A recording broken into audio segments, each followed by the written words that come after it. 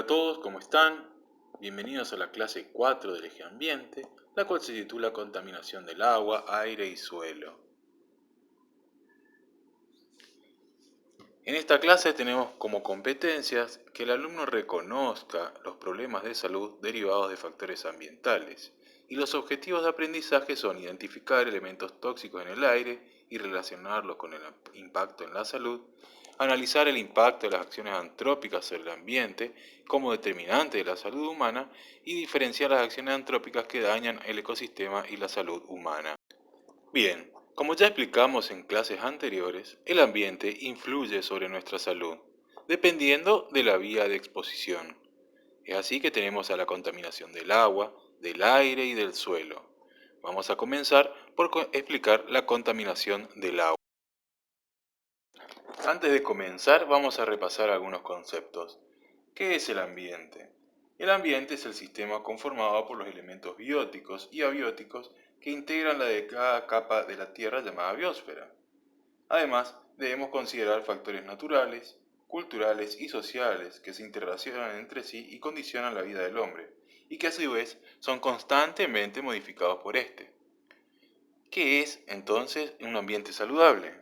Según la OMS, un ambiente saludable es aquel ambiente en el que todos los factores físicos, químicos y biológicos externos de una persona que pudieran dañar a la salud de los habitantes actuales o futuros de un determinado lugar se encuentran en un mínimo aceptable. ¿Y cuánto es ese mínimo aceptable? Ya habíamos dicho, ¿no es cierto? Depende del factor, depende de la población y depende del ambiente en el que se encuentre este factor contaminante. También tenemos que recordar el concepto de contaminación ambiental.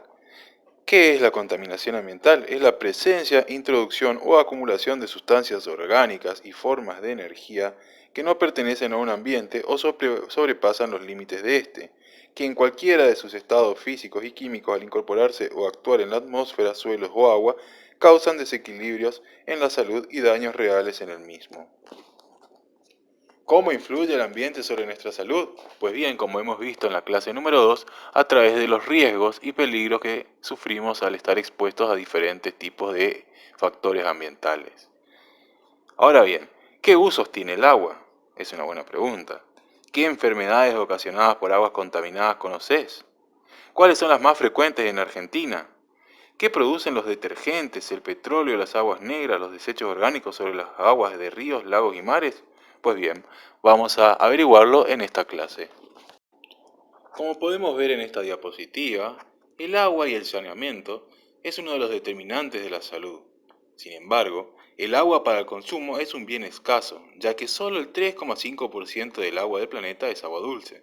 De esta agua dulce, casi el 70% se encuentra en glaciares, del restante, casi 30%, se encuentra en acuíferos y solamente el 1% se encuentra disponible en cuencas hidrográficas. Pero en el agua no solo importa la cantidad, sino también la calidad. Y esta se puede ver afectada por factores naturales, como la constitución geológica de los cauces de ríos. Si por ejemplo hay arsénico en el suelo, el agua tendrá arsénico, por lo tanto no será consumible. La topografía de los terrenos, si tienen suelos arcillosos o suelos que se sueltan, el agua va a ser bastante sucia y va a costar bastante potabilizarla. Y también puede ser afectada por las acciones antrópicas, que modifican el ambiente a partir de los contaminantes, lo que en definitiva termina causando un desequilibrio ecológico. Estos desequilibrios ecológicos generan efectos en la salud humana. Por lo general, son enfermedades infecciosas. Entre estas enfermedades, las que se destacan son las diarreicas, generadas por lo general por enterobacterias y parasitosis. Sin embargo, también las enfermedades de la piel y los ojos por bañarse en agua contaminada, causadas por parásitos unicelulares, son muy comunes. Además de las enfermedades diarreicas ya nombradas, la ingestión de agua no potable también puede causar enfermedades endémicas y finalmente el agua sirve como reservorio para el desarrollo de vectores de enfermedades, como los mosquitos, que pueden transmitir enfermedades virales como el dengue y la fiebre amarilla, bacterianas o parasitarias como la filariasis o elefantiasis. Como dijimos anteriormente, el agua puede transmitir enfermedades.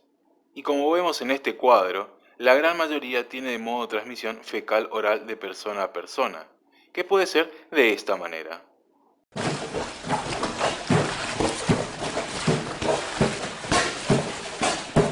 Bob?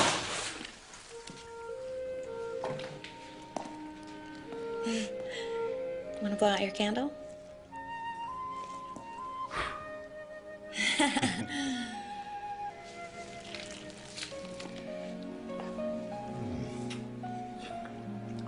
Now that's good, Babinka.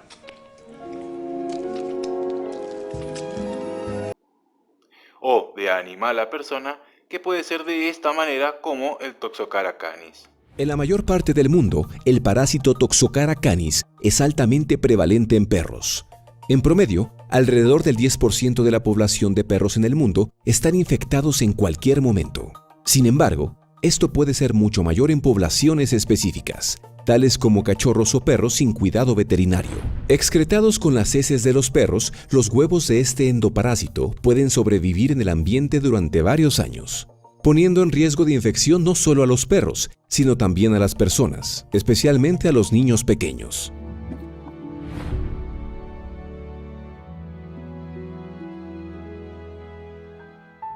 Los perros pueden infectarse fácilmente de Toxocara canis a lo largo de su vida. Los perros pueden tomar los huevos infecciosos por vía oral de lugares infestados. Dentro de las primeras 2 a 3 horas, la larva L3 eclosiona dentro del intestino del perro y comienza a penetrar la pared intestinal. En perros adultos, el sistema inmune reconoce al invasor y las células de defensa intentan inmovilizarlo. Finalmente, la larva L3 es encapsulada en una estructura denominada granuloma. Principalmente en cachorros quienes tienen un sistema inmune poco desarrollado, algunas larvas logran escapar de esta barrera de defensa y penetran en los vasos sanguíneos donde son transportados en el torrente sanguíneo. Estas larvas alcanzan el hígado y posteriormente los pulmones, generando respuestas inmunes con la formación de granulomas en ambos órganos. Dentro de los pulmones, la larva L3 abandona los vasos sanguíneos rumbo al tejido conectivo y al alvéolo. Aquí ocurre la muda.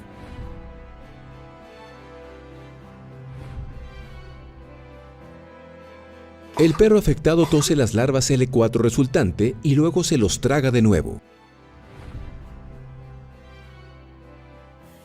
De esta manera, las larvas L4 llegan al intestino delgado, donde mudan en adultos inmaduros y crecen hasta 10 centímetros. Después de madurar se aparean, y las hembras ponen hasta 100.000 huevos por día. Estos huevos son excretados con las heces.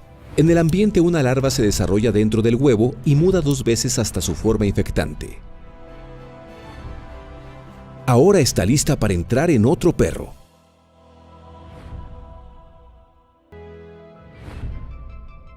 Toxocara canis puede también infestar a los humanos. Las fuentes más comunes de infestación son suelos contaminados o el consumo de vegetales crudos contaminados. Acariciar a un perro lleva solo un riesgo muy bajo si se observan medidas simples de higiene.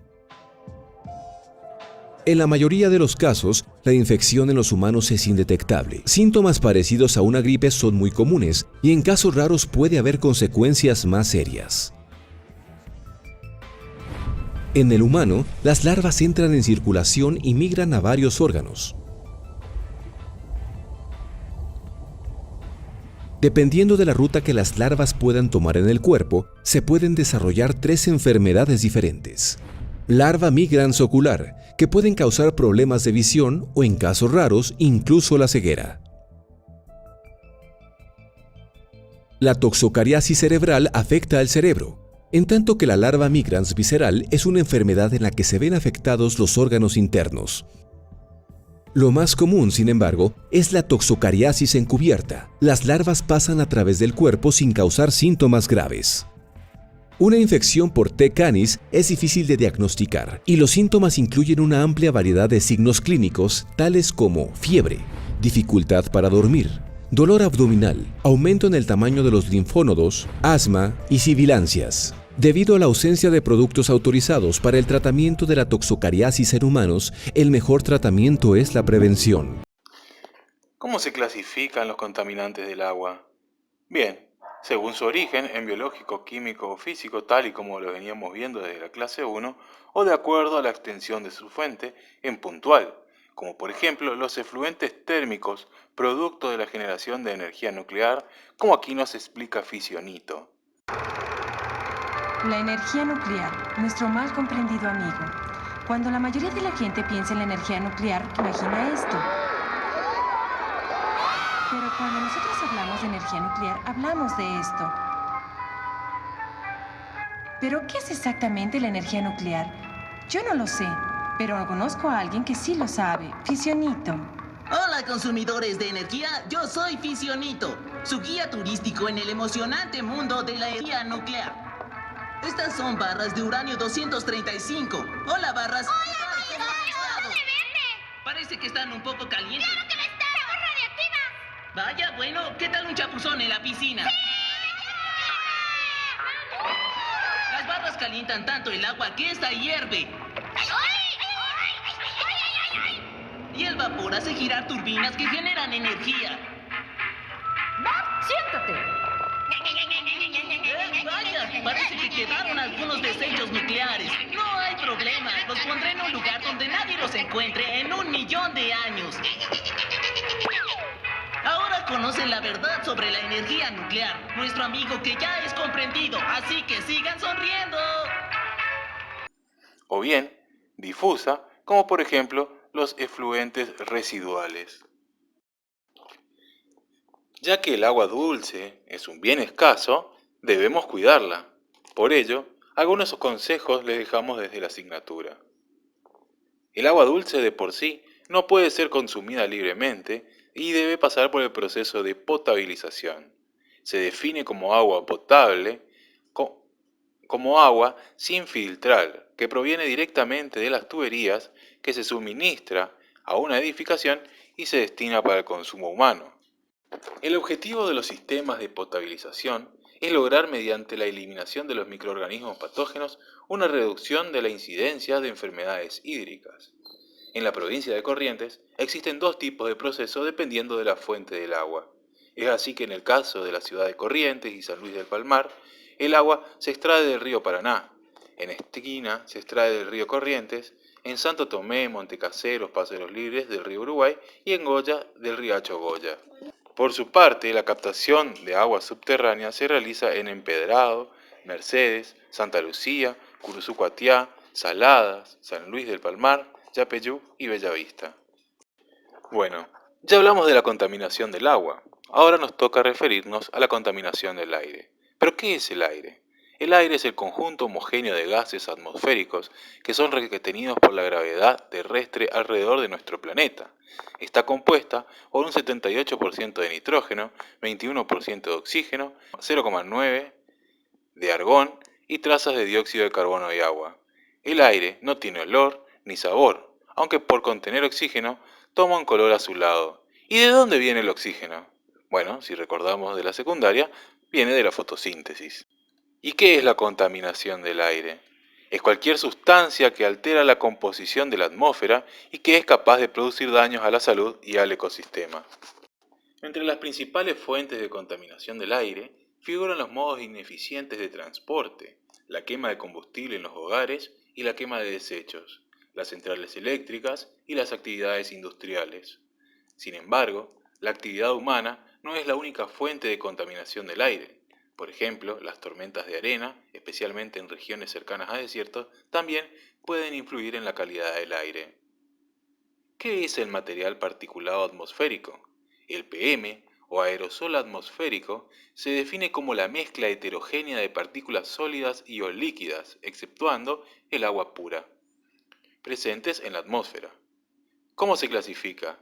Existen diversas clasificaciones entre los aerosoles no excluyentes entre sí. Así, las partículas atmosféricas pueden ser naturales, es decir, aquellas que se emiten sin estar involucrado el ser humano, por ejemplo, cenizas volcánicas o aerosoles marinos, o bien antropogénicas, aquellas que se emiten por actividades en las que está involucrado el ser humano, por ejemplo, emisiones carbonosas muy finas, principalmente de los motores diésel.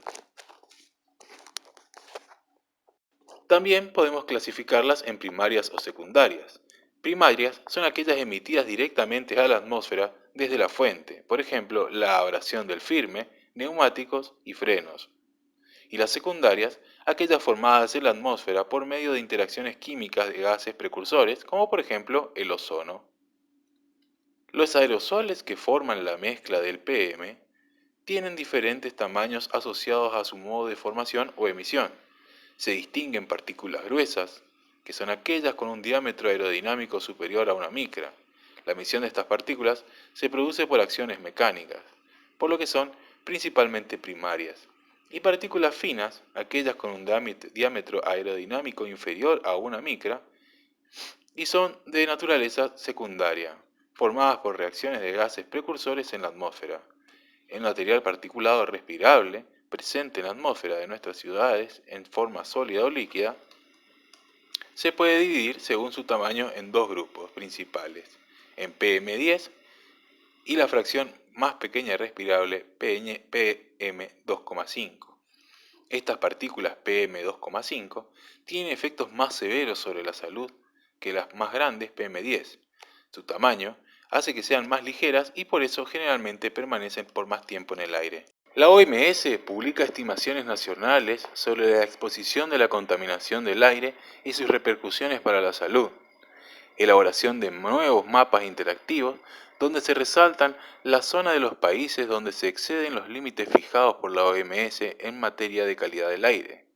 En los mapas también se indican los datos procedentes de las estaciones de vigilancia respecto a los valores de PM10 y 2,5 en unas 3.000 ciudades y municipios.